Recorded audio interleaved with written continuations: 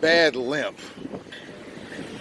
It looked like he might have fallen off of a high structure at some point in his life and totally messed his leg up. But at the same time, he seemed to have enough control over his body movements to where he could walk in a straight line, as opposed to nearly walking into the person that was trying to walk past him on the sidewalk. These sidewalks are not one way. These sidewalks are two ways. That's a sweet American Express card there. I'm gonna go in this art gallery real quick. Hi, how are you?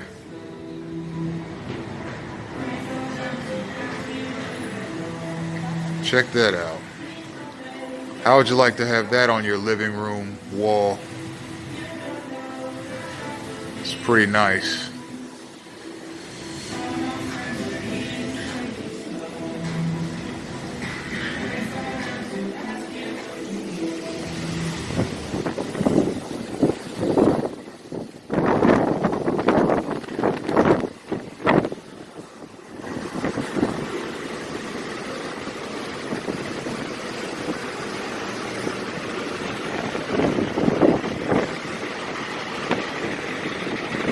Alright, so let's see what kind of synchronized action we get here. Looks like it's going to be good.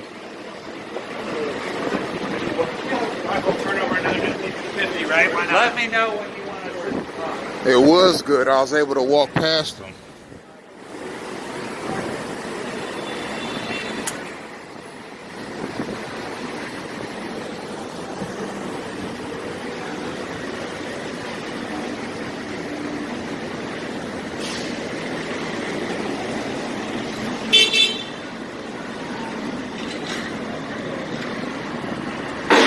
FedEx. The usual sights and sounds of a targeted individual.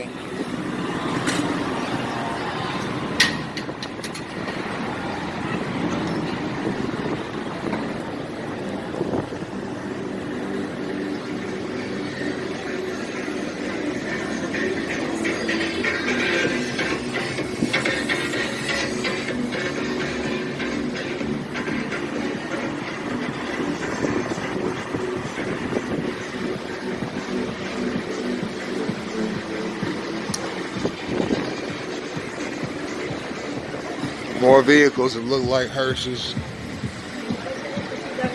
I'm a fan of Suburbans. I'm a fan of the extended cab vehicles. But those trucks just look like giant hearses just driving up and down the street.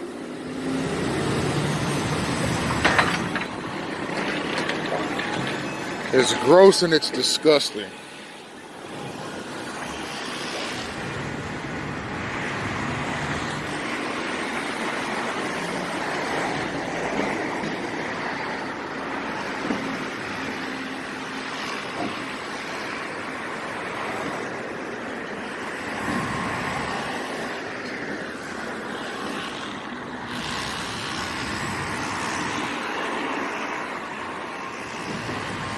Gross and disgusting things can be appealing at times. And they're well-designed vehicles. They just resemble hearses. Some synchronized space crowding here. As soon as I get to this intersection, there's a car coming. That's something that you'll, if you look at all, this is going to be my 17th video on gang stalking in as many days. If you look at all of my videos, you see that gang stalking move pulled on me in every single one of them.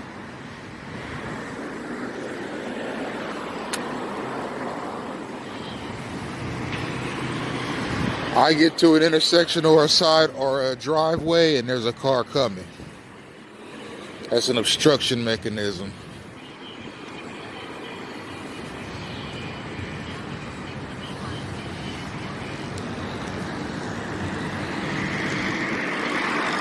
I've mentioned in previous videos that I believe that elements within the Church of Jesus Christ of Latter-day Saints have quite a bit to do with this street-level gang stalking, the obstruction of your path, the street harassment, the crowding of your space, what we just saw getting blocked off by cars. I believe that those moves are devised and put into action by members of the Church of Jesus Christ of Latter-day Saints. And the reason I think that is because that church has not only a sizable presence, but a sizable influence over the U.S. Armed Forces, otherwise known as the U.S. Armed Services, and the FBI. And some of the stuff that I'm seeing out here is very, very reminiscent of the general worldview, philosophy, and theological implementation that I saw in that church during my 2.5-year tenure there. A lot of gang stalking involves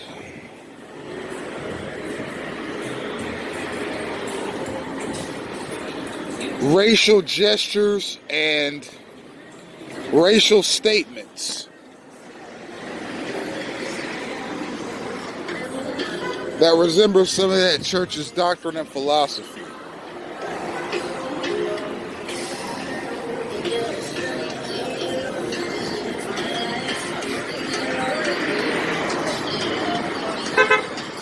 Some more synchronized space crowding.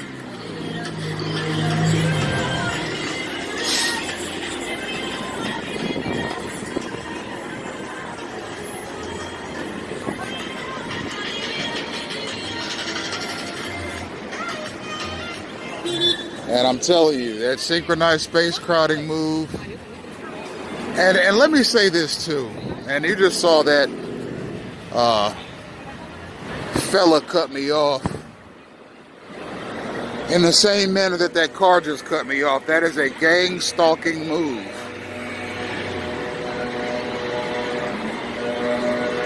That gang stalkers use. It's going to use the space crowding. The Church of Jesus Christ of Latter-day Saints has a sizable influence in the FBI.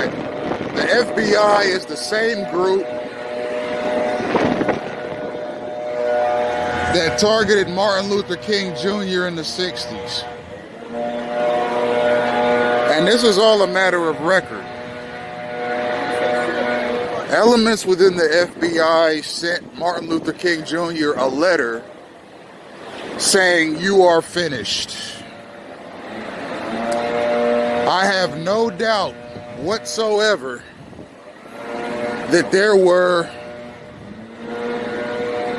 FBI employees behind that letter that were members of the Mormon Church. Why? Because the Mormons said, more synchronized space crowding, that dude is a gang stalker. The Mormon Church from 1830 to 1978 banned black men from holding the priesthood in their church or going to the temple. According to Brigham Young, who was the second president of the Church of Jesus Christ after Joseph Smith was murdered in prison, said that he didn't like the concept of interracial marriage, particularly that of black men and white women. So it can be safely assumed that the ban on black men holding the priesthood was in part Brigham Young's own doing as a way of outlawing interracial marriage in the Mormon Church, because in the Mormon Church you have to hold the priesthood in order to get married. You have to hold the priesthood in order to go to the temple. Marriages are conducted in the Mormon temple. So if you can't hold the priesthood, then by default you can't go to the temple and get married. So by banning black men from holding the priesthood, he was banning black men from marrying white Mormon women. And that was the whole basis of the priesthood ban of the Mormon Church, which lasted for almost 150 years. Now the IRS and the government of Brazil put pressure on the Mormons to change that policy, or else they'd risk losing their tax-exempt status and the privilege of building temples and so forth. And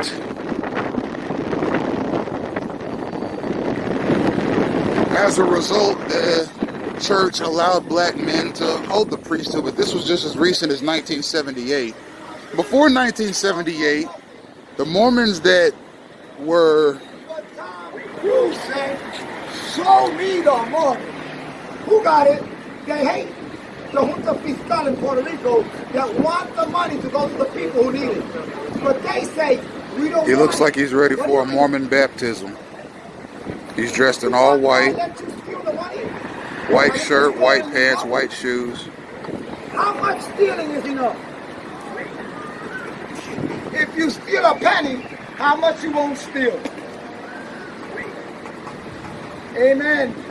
Glory be to the Lord. You say you want to help the homeless.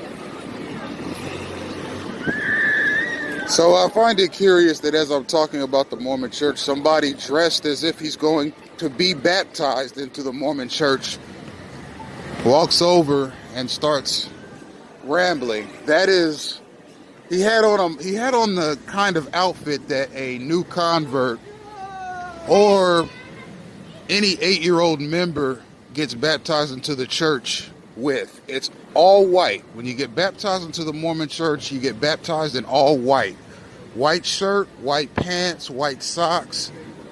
I imagine if somebody has a pair of white shoes that they have to wear for safety reasons or for health reasons, they can wear those, but the whole outfit is white.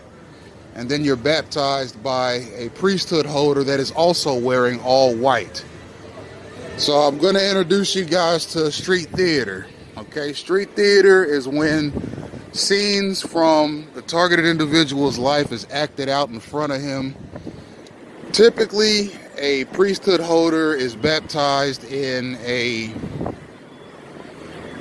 like I said, an all-white outfit or an all-white jumpsuit.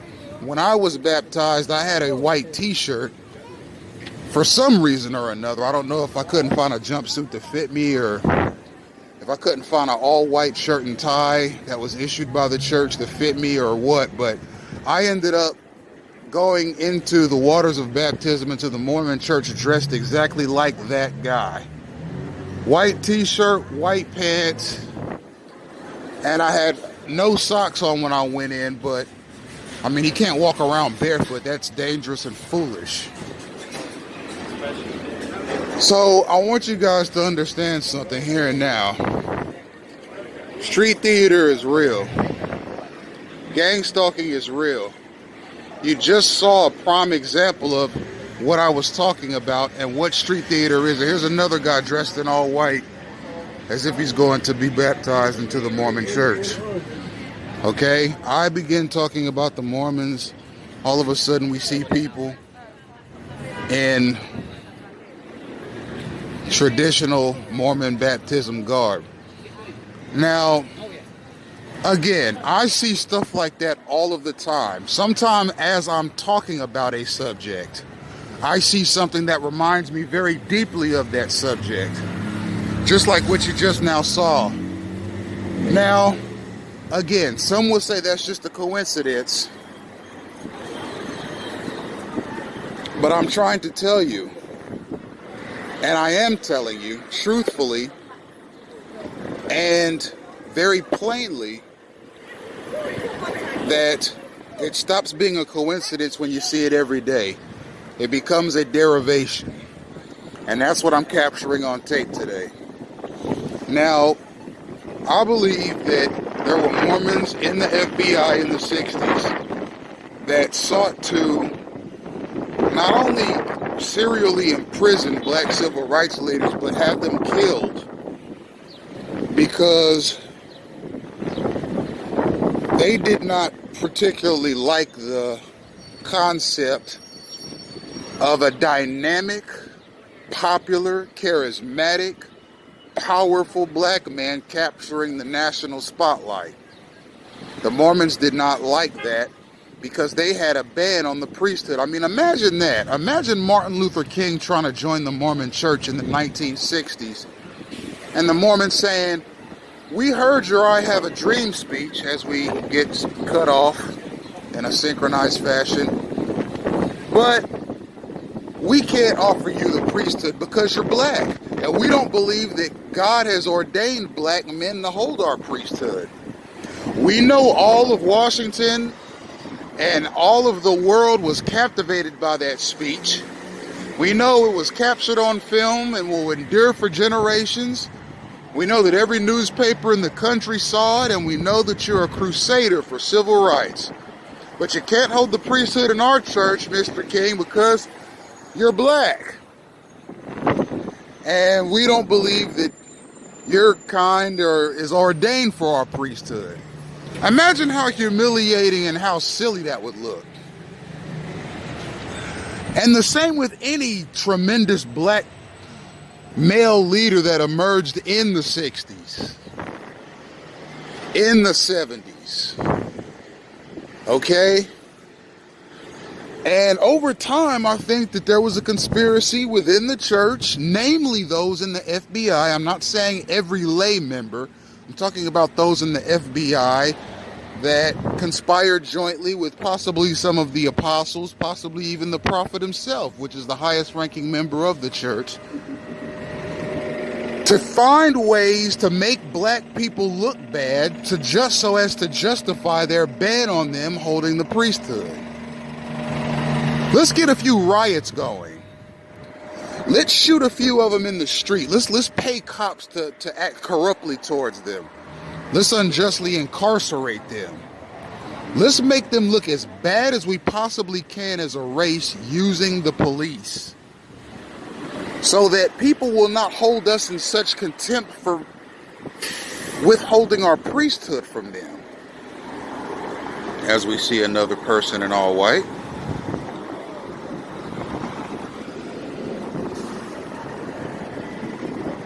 People that have not been exposed to gang stalking will say it's a coincidence that we've seen 3 people in all white since I started talking about the Mormons. I call it street theater because I've been exposed to it for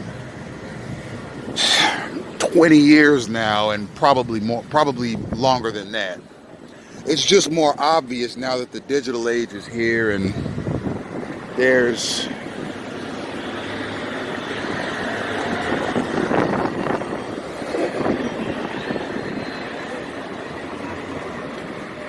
easier access to a targeted individual now than there were in years past.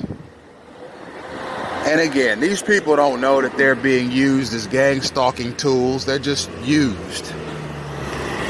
All right, who knows where they get their cues from? And who knows why they do what they do?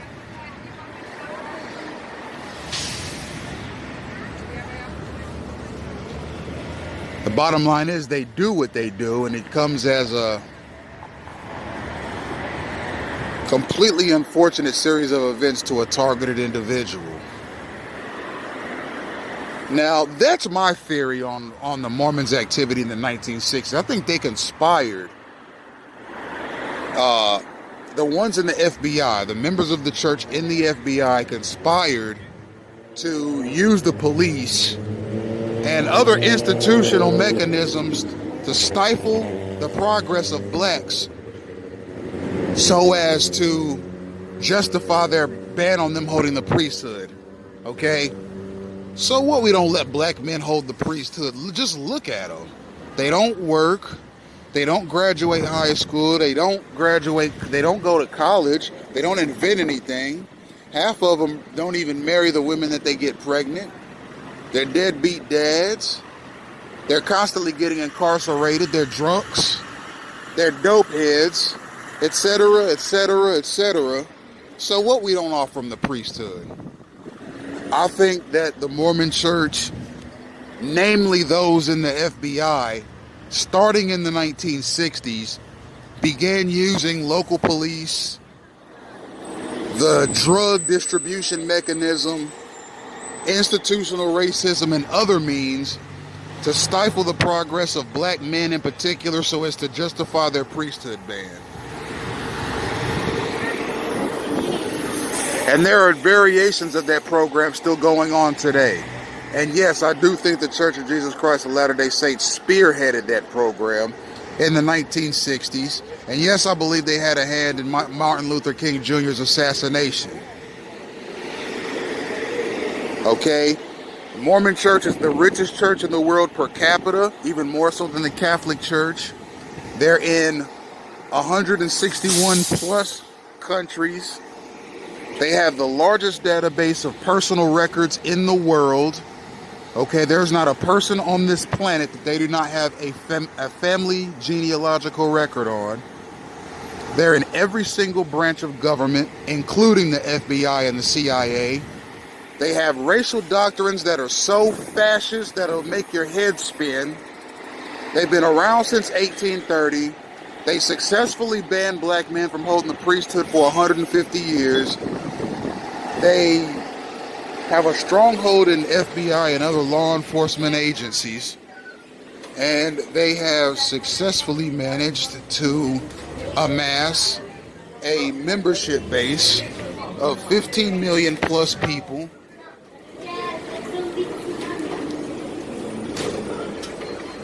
That are exceptionally loyal to them. Okay, and I've mentioned in past videos that when I first started noticing the circumstances around me feeling very derived, I started seeing Mormon missionaries and Jehovah's Witnesses. I believe Jehovah's Witnesses have a hand in the street level gang stalking as well.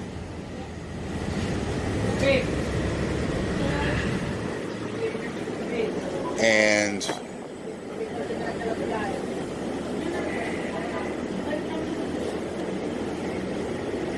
when I finally joined the Church of Jesus Christ of Latter-day Saints, because I was infatuated with the doctrines and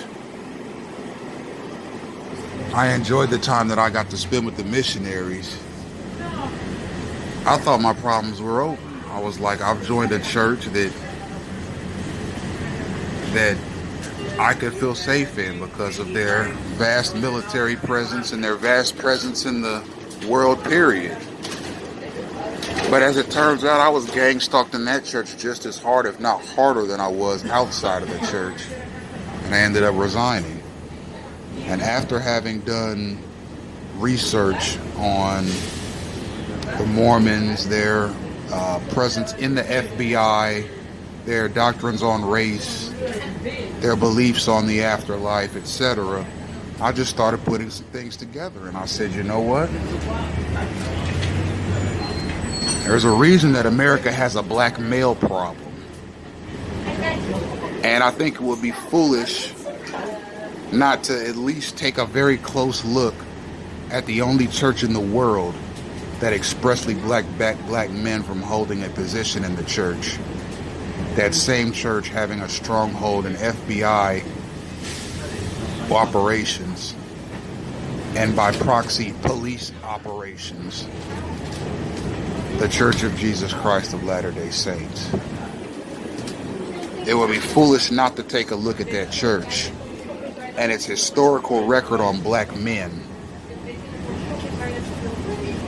when weighing why black men in this country have so many problems. How does 7%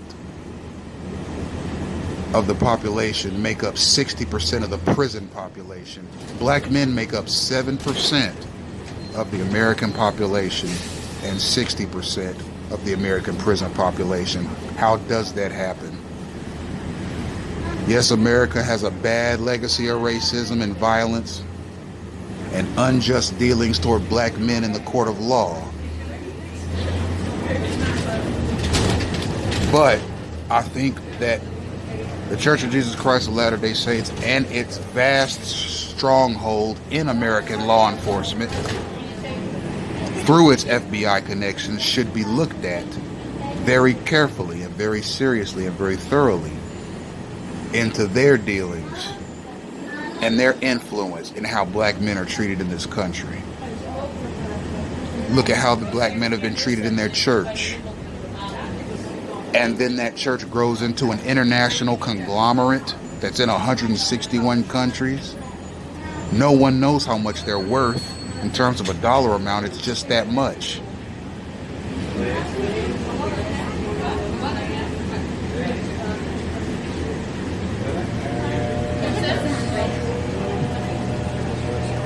I think they deserve a very close look, because a church that has members that adhere to a doctrine that is that racist, that have the kind of stronghold that they have in the American military and in the FBI, I think any responsible Congress or government would look into that.